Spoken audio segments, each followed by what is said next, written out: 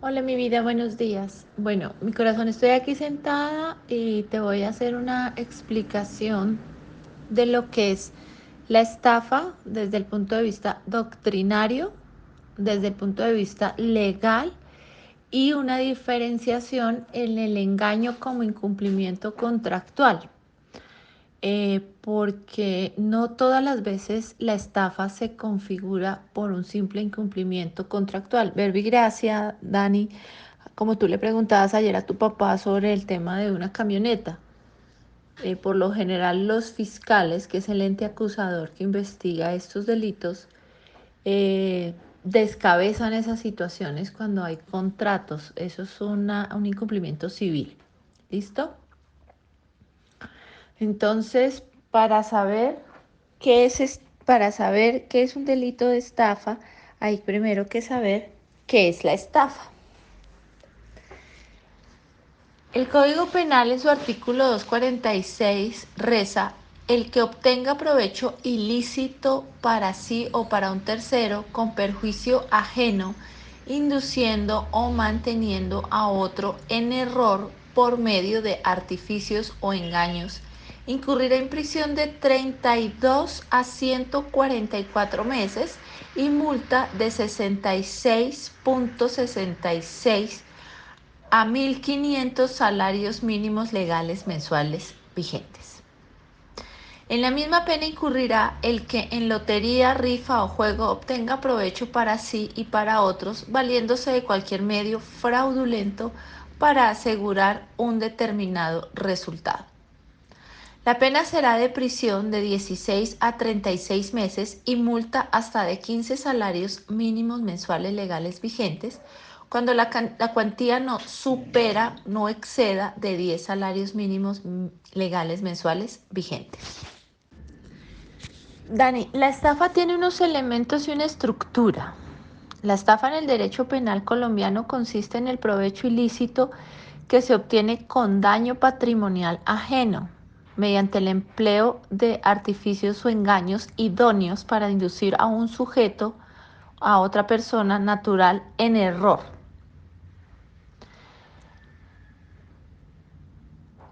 Es un delito pluriofensivo. Cuando se habla de delito pluriofensivo, Dani, se hace referencia a delitos que lesionan más de un bien que se encuentra jurídicamente protegido por nuestro ordenamiento legal.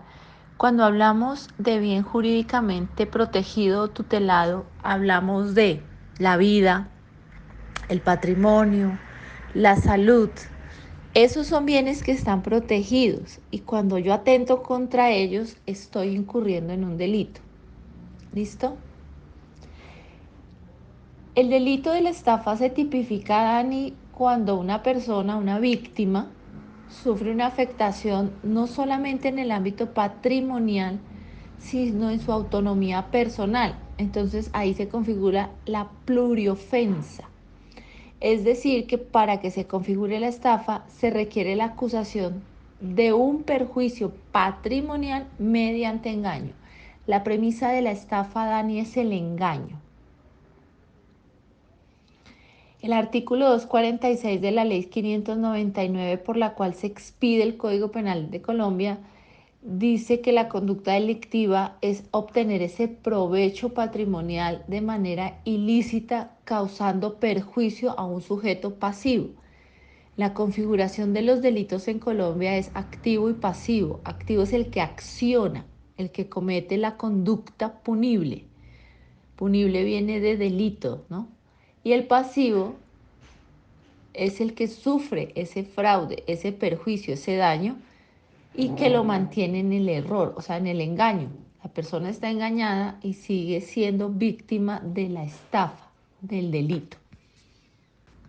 Los delitos en Colombia, Dani, tienen verbos rectores.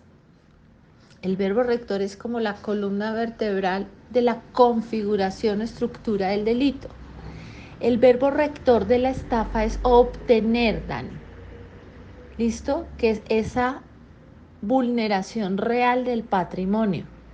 Porque si no, no se obtiene, cuando no se obtiene ese daño, no se consume el delito.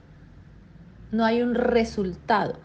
entonces estaríamos en una tentativa o se configuraría otro tipo penal. ¿Listo? La tentativa es lo que yo traté de hacer, pero no obtuve un resultado. Debo obtener un resultado ilícito para que el delito nazca la vida jurídica, se configure. La doctrina también establece, Dani, otra estructura para la configuración de la estafa, es que se dé el engaño, el artificio.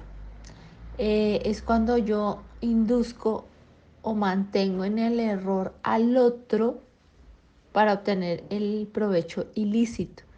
Por consiguiente, ahí es donde se le causa el delito, el daño patrimonial, disculpa, perjuicio patrimonial. Por eso yo te hablaba anoche, te enviaba lo de las pirámides.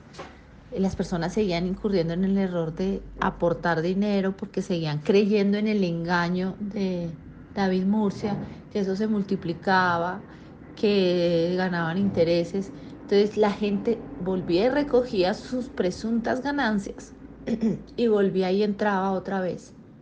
Entonces el error es consecutivo y el engaño sigue. O sea, la persona sostiene ese engaño y el otro sigue incurriendo en ese error, creyendo en ese engaño. Entonces David Murcia, de ese engaño y del error que cometían las personas, ¿qué hacía?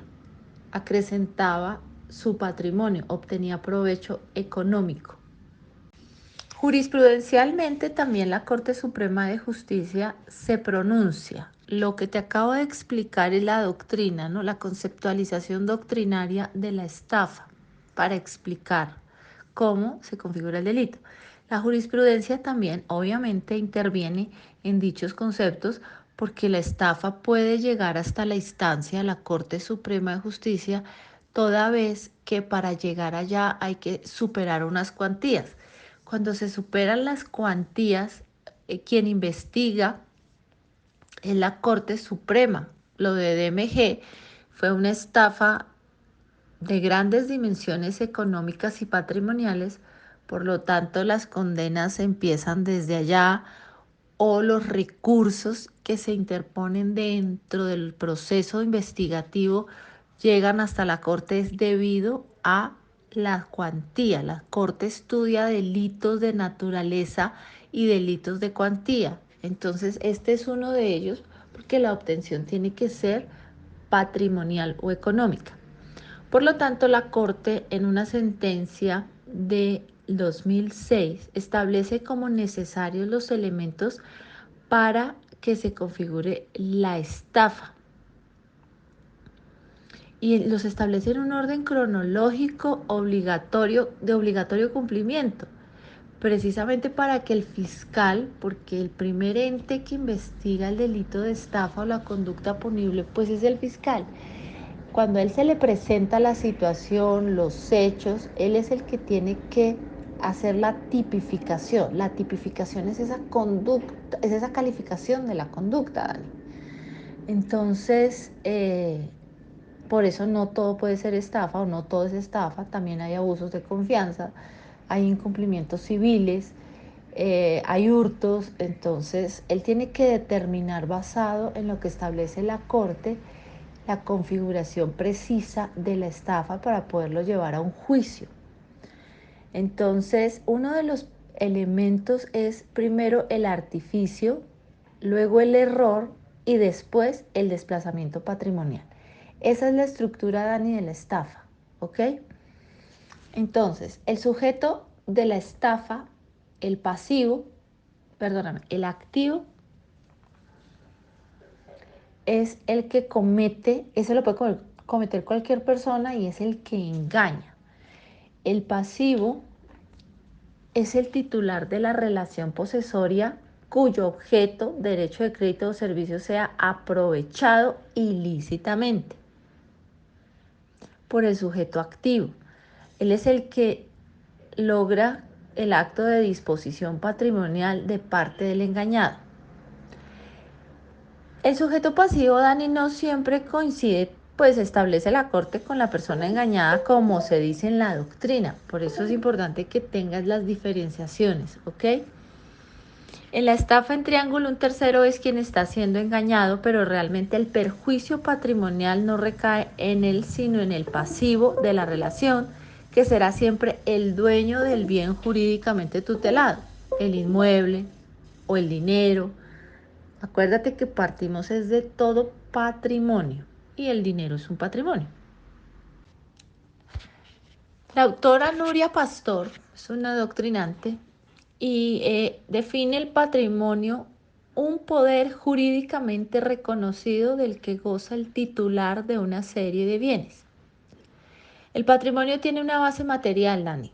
Los bienes de los que el sujeto es titular, que son la fuente de poder y que deben estar jurídicamente reconocidos. El patrimonio no es la simple suma de esos bienes, sino el poder que surge de la relación entre el titular y aquellos. O sea, el titular dispone de esos bienes y es el que hace la entrega para que el activo obtenga el provecho ilícito. Entonces, yo soy dueña de un inmueble y lo entrego como parte de pago de un negocio. Yo tengo el poder sobre el inmueble para entregarlo. El otro se aprovecha del error en el que yo estoy para aprovecharse y para tener ese crecimiento patrimonial. ¿Ves? El dinero, vuelvo y te repito, el tema de las DMG. Las personas son dueñas de su dinero. Ay, perdóname, es que me dio un estornudo. Entonces, cuando yo tengo el poder de disponer sobre eso, lo entrego para ser víctima del fraude. El engaño, Dani. Se sostiene mucho la posición esgrimida de un doctrinante, Alberto Suárez Sánchez, es un penalista,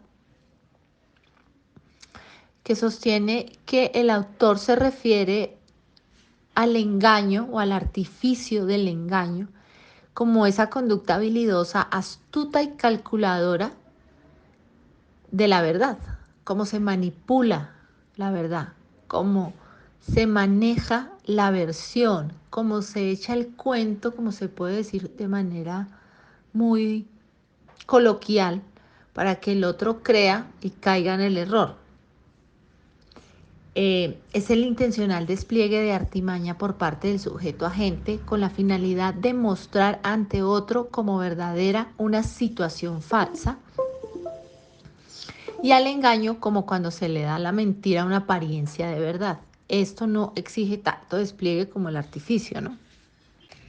Dani, nuestra jurisprudencia en nuestro Código Penal sanciona no solamente la acción, sino también la omisión. Eso es una otra arista que debes tener en cuenta de pronto en este proyecto, donde el engaño también puede configurarse por una omisión. La estafa también es un delito omisivo, es decir, que se configura por la omisión de deberes legales impuestos por el ordenamiento. La omisión se configura cuando no se informa lo que se debe, según la obligación que tiene de informar la verdad el sujeto activo con el sujeto pasivo, en virtud del vínculo que hay entre ellos, ¿no? Por ejemplo, todo ese andamiaje en DMG y las personas como encubren esa situación. Te voy a contar un caso. Lo más cerca que yo tuve en mi oficina de MG, Dani, fue una señora, una muchacha, que era secretaria de David Murcia. Pero ella no llegó a mí por el delito de estafa, ella llega a mí porque tiene problemas de alimentos toda vez que el padre de su hijo no le respondía. El nombre de ella era Marjorie, ya no recuerdo el apellido. Y ella llegó a vender la idea a la oficina de DMG. Ella llegó a vender la idea de la plata, de los intereses, del incremento económico. Y mi socio le creyó. Entonces ella ahí tenía doble conducta. Accionó tratando de engañar y omitió la verdadera estructura que tenía DMG. Tanto así, Dani, que el día que intervino Super Sociedades DMG, eso fue un viernes, ella tenía que ir a la oficina a dos cosas. Una, a llevarme un poder que me había conferido para efectos de hacer el proceso de familia. Y dos, a recoger 4 millones de pesos que mi ex socio le iba a entregar para que ella se llevara para meterlos en DMG. Nunca volvió, nunca llevó documentos y por supuesto pues mi socio se salvó del fraude porque ese día intervinieron DMG. Para que se configure la estafa por omisión es necesario que el error sea preexistente a dicha omisión, pues se estaría incumpliendo con el deber derivado de la posición de garante y omitiendo la acción que podría sacar del error al sujeto pasivo. El engaño empleado por el sujeto activo debe ser la, entre comillas, causa de la equivocación de la víctima o, en otras palabras, que ésta haya sido realmente engañada. Es decir, que cuando no haya un nexo de causalidad entre el artificio desplegado por el sujeto activo y el error, no puede hablarse de estafa. Aún así, cuando la víctima se haya determinado a hacer la entrega del error, debe haber nexo causal entre el artificio. El artificio es el engaño y el que el otro incurrió en el error. Hemos hablado de error, Dani, pero no lo hemos determinado. El error es un concepto, un juicio equivocado sobre algo, un conocimiento falso de una cosa. A diferencia de ignorancia, que es carencia absoluta de conocimiento sobre algo o sobre un determinado tema. El error, es importante resaltar lo que es el resultado efectivo de la acción engañosa y que además es la causa del acto que dispone patrimonialmente. ¿Ok? Entonces, para que se configure la estafa, la víctima tiene que ser inducida en error, es decir, engañada mediante artificios o engaños de que se vale el sujeto agente. Entonces, si la persona no puede ser inducida, no cae en el error, no hay estafa. Ahí se rompe el nexo causal, Dani. Dani, hablé con un socio mío a ver si tiene, que él sí es penalista, un fallo o una noticia criminal. No sé si te sirva para que la llegues al trabajo como a manera de ejemplo. Estoy esperando que me conteste a ver si de pronto lo tiene obviamente desde la óptica ya legal, ¿no? El fallo o la investigación preliminar de la fiscalía. No, mi vida, voy a buscarte un ejemplo, pero quisiera que tuvieras el ejemplo desde la óptica legal. Por ejemplo, un fallo de estafa, la berraquera. Voy a buscártelo porque en el fallo tienes toda la estructura que te acabo de mencionar. Me falta un concepto que es la terminación del provecho ilícito. Ya te lo envío, ya te envío mi hoja de vida. Y si te puedo encontrar el fallo, pues en el fallo se recauda todo. El hecho, las consideraciones legales, la estructura del delito y la finalidad. Y te voy a hacer la diferenciación, ¿no? Porque ese es un plus, no todo es estafa. Entonces ya te envío, ya te termino de enviar la definición y voy a buscarte. Igual ya le escribí a mi socio a ver si él de pronto tiene un fallito a la mano que me lo envíe. ¿Listo? Pero la idea es que vayas con todo completo. Parte doctrinal, parte legal, ejemplo y listo. Y sacamos 10. Mi vida, el provecho ilícito. Ese es el resultado ya del delito, ¿no? Entonces, hay que aclarar que la estafa es un delito de resultado, ¿ok? O sea, tiene que haberse consumado el delito, como te dije en audios anteriores. El perjuicio o el daño tiene que ser efectivo, pues como ya se ha dicho anteriormente, la conducta se consume cuando el sujeto pasivo ha obtenido el ilícito o el provecho del pasivo, ¿no? El perjuicio patrimonial. Para entender el provecho ilícito, Dani, se define así: sacar algún partido o utilidad, aunque no se extienda en su totalidad, a lo que el sujeto agente buscaba. Entonces se hace suficiente que el sujeto pasivo quede despojado de su dinero, de sus bienes inmuebles, de su posesión, o sea, sobre lo que él tenía poder patrimonial. ¿Ok? Dani, es importante, yo me imagino que tienes que aportar biografía. Esto también está haciendo parte de un trabajo o un concepto de Escobar López Edgar, que habla sobre los delitos contra el patrimonio económico, eso es de Leyer, y es de la primera edición, 2016, página 372, porque yo me imagino que el docente te puede decir, ¿usted de dónde sacó esto? No. Y de la Corte sí tú puedes manifestar que es, ya te mencioné arriba una sentencia de la fecha, pero tú partes de que es jurisprudencia. Obviamente cuando tú digas jurisprudencia, eso es grandísimo, ¿no? Entonces, bueno, eso por ese lado, el provecho ilícito. Ahora bien, el perjuicio. El perjuicio consiste en esa disminución del patrimonio, ¿ok? La pérdida para que pecuniariamente ese valor económico empiece a escasear. Las meras expectativas.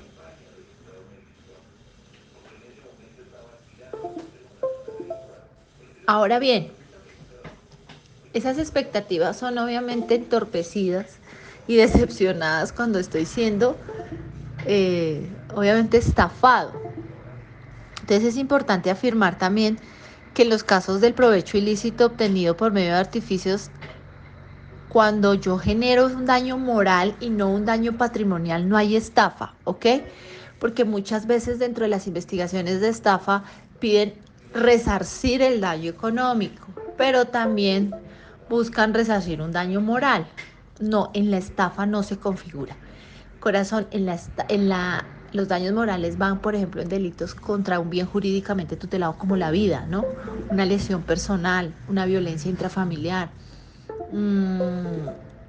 el asesinato de alguien, el homicidio de alguien, la pérdida de un ser querido, afecta emocionalmente a la familia. Entonces, esa moralidad, ese daño moral, eso sí genera perjuicios morales. En la estafa no. En la estafa es el perjuicio literalmente económico, patrimonial.